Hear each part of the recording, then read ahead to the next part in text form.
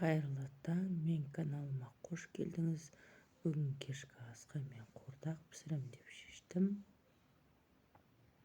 Ол үшін алдымен ыдысымызды, қазанымызды қойып, майға қыздырып, майын құйып қыздырамыз. Белгілі бір температура керек, температурамызға жеткеннен кейін етімізді салып бастаймыз. Сіздер тұзын, бұрышын, көңіл қалауларыңызша дәмдеуіштеріңізді салсаңыздар болады. Менде тұздалған, бұрышталған ет, сондықтан тұзда, бұрышта салған жоқпын. Өздеріңіз салам десеңіздер салсаңыздар болады. Мен турадымда тек салдым. Қып-қызыл ет, қуырдақ, менде жабағының еті. 1 сағатқа жеткен жоқ, пісіріп алдым. Көбірек пісірсеңіз еті езіліп кетеді, сондықтан межелі уақытында алып алыңыз. Осылай салам. Су құймаймын, өзінің суы шығады. Етім қаттылау болған жағдайда кішкене су құйып, қайтадан қақпағын жауып боқтырып қоямын. Осылай майда қызып піседі.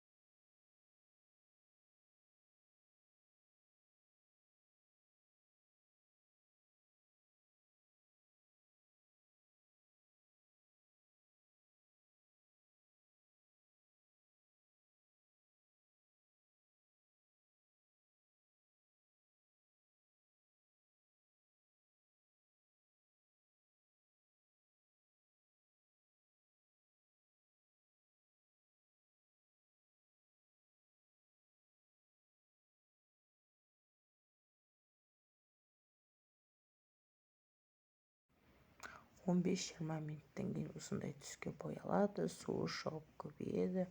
Қорқып шошып жүрмеңіздер. Осылай қуырдақ піседі.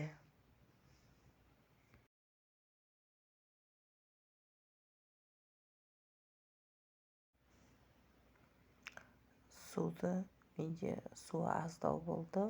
Құрғаннан кейін кішкене су құйып, ұзағырақ пісірдім. Осылай қуырдақ пісіру процесі жүзеге асып жатыр. Ас болсын, ұнаса лайк басыңыз. Мынау уже піскені. Қуырдағымыз пісті. Одан кейін ыдысымызға салып жедік.